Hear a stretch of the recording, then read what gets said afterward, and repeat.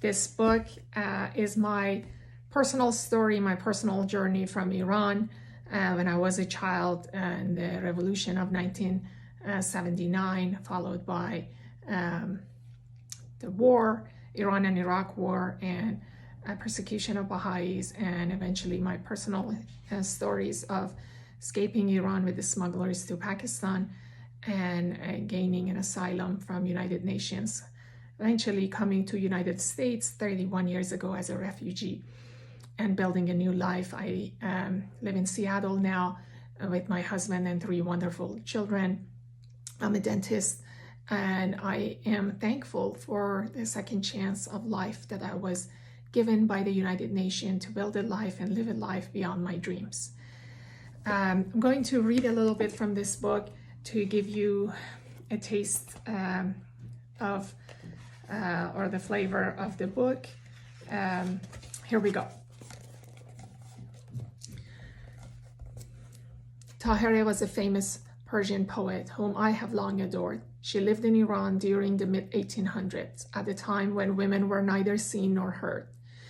She promoted equality between men and women and spoke out against the oppression of women, inspiring them to reject the diminished status and violence they had been forced to accept for so long. Tahirih was eventually executed for speaking the truth of equality and oneness. Her voice and life cut off by strangulation, yet her final words were as bold as her life had been. You can kill me as soon as you like, but you cannot stop the emancipation of women. With her death, Tahirih became a beacon of hope and courage. Her message has endured nearly 2 centuries and still resonates in the hearts of so many courageous people across the world today, people willing to stand up for the oppressed. Like Tahirih, there is someone else I fiercely admire for her devotion to the oneness of humankind and the equality of all people from all walks of life, from all places, and of all orientations. She is my daughter, Parisa. It is for her I write this book. In 2016, when Parisa was just 12 years old, she felt for the first time the pain of prejudice and discrimination, even in the supposedly safe and progressive city of Seattle. It happened in a place of learning, her middle school. A young boy who felt emboldened and entitled by the rhetoric of the country, which had become increasingly non-welcoming, declared to his peers that there were way too many immigrants in this country and they should all be deported. Parisa bit her tongue to keep her from crying. Her mother was an immigrant, her uncles, aunts, grandmother, grandfather, family, friends, all immigrants. With great love, my little girl stood up and asked the boy how he could say such a thing when he didn't know every person's story. He did not have any answers. She told him, my mother is an immigrant. You shouldn't judge immigrants. You don't know their struggles. They work hard to rebuild their lives and they contribute to their community. Write a book, Mom, she told me. Tell your story. People need to know. If someone has never met or intimately known any refugees, it is nearly impossible to understand what they have suffered. This makes it all easier to draw conclusions, create stereotypes, and live in fear of them. My story is a horrendous one to live. I do not wish it on anyone, young or old. It is the story of a child who did not get to choose where she was born or raised, and who suffered a lifetime of trauma, enduring an Islamic revolution, religious persecution, a long bloody war, and separation from family at a young age. But like any story, it is also one of hope.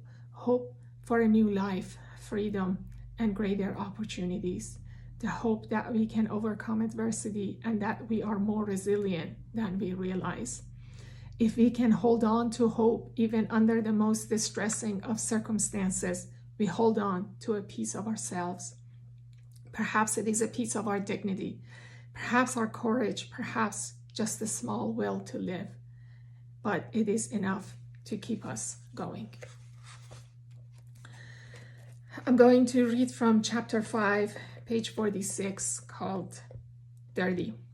Shah could not stop the uprising, so he flees the country, a self-imposed exile. On the 22nd day of February of 1979, Khomeini returns to Iran. We turn on the television to watch people flood the streets in celebration. history in making, Baba says. People smile and wave banners and cry happy tears. Our neighbors even have a party on our street, but we do not join. News spreads fast. The revolutionaries, no longer busy overthrowing the Shah, turned their attention to religious minorities and specifically to the Baha'i community. Overnight, Baha'i professors are fired from their posts for corrupting the minds of the youth. Baha'i doctors become cab drivers, and several thousand Baha'i students between the ages of 17 and 30 are expelled from universities. He calls Baha'is apostates, meaning they are not protected under Islamic law and can be killed and oppressed with impunity. The new Iranian constitution guarantees justice and fairness to all, and freedom for all Iranians to practice their religion and be represented in the parliament as long as their religion is Islam, Christianity, Judaism, and Zoroastrians. Baha'is are deemed unclean. No one can touch them, and anything they touch also becomes unclean. This, of course, makes it impossible for the Baha'is to hold job alongside the Muslims. Islamic Guard eventually broke into Tehran's main Baha'i center and turned it into a Revolutionary Guard headquarters. They burned everything, but not before they looked up all the addresses of all the registered Baha'is. That was when they started to make random visits. If you were lucky, they just took what they wanted from your home. Other times, worse. Within a few weeks, over 200 Baha'is throughout the country were arrested, imprisoned, and later executed.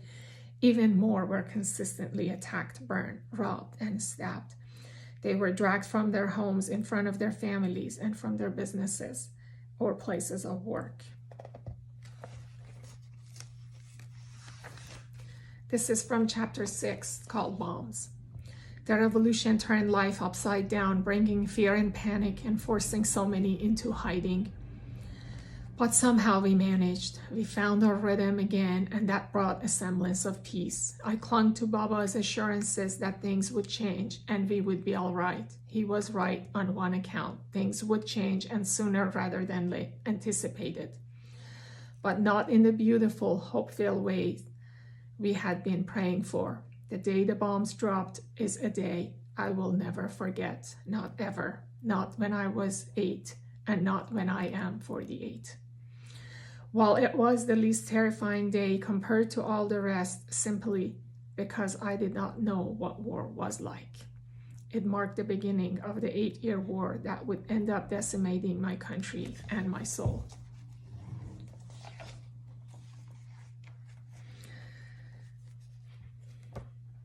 This is chapter 10, Pomegranates. Fall 1985. Winters come and go, summers, spring, fall, all of them pass in the same way, year after year. I am 10, I am 11, I am 12, I am 13. On and on we go. We study hard, we pray for peace, we wait for many things, the end of war, the end of our lives, the end of our time in Iran. We are always just waiting for our new life to begin. But how it will come and in which way will it arrive? Who can say? There are questions I no longer think to ask, desires I no longer know how to feel. Like, what is life? Life is survival. It is getting from point A to point B safely and back again. It is going through the motions of routine that are meant to simply keep us fed and alive. Alive for what? So we can greet death head on when it comes raining from the sky, or greet it in the face of the Islamic Guard when come to persecute us for our faith in love, peace, and unity of humankind. But I do not want to die, even though I live in despair. It is just that I am not sure what it feels like anymore to actually live. Can one live when one is not truly free? My lungs take oxygen, my heart beats and pumps blood to my brain, my digestive system processes my food. This is life, is it not? Perhaps at its most basic functioning, but are we not made for so much more? Is the heart not good for more than just pumping blood? Does it not also dream? Does it not know how to soar to great heights at the sound of music and throw wide its gates to welcome the truth? Is the mind not made for more than to worry about future? Is it not full of sacred, far-reaching spaces, full of imagination? Does it not know how to create the music that moves the heart and the stories that lift the soul? We have had so little of such things that I don't even know what I am saying. It is a vague hope, something in me that seems to know this to be true, but I can't fully feel it in my bones. Maybe one day, maybe when I go to America, maybe then I will learn something about beauty, truth, and love that this war has made me forget. Or maybe it will give me the peace and time and space to make sense of the little beautiful things that are still here in my life and in my heart. I cling to them when they come. They're just so hard to hold on to once the bombs start again. It seems like the stress erases everything good that we're starting to gain a foothold. One minute I feel some semblance of peace. The next minute I do not know the word.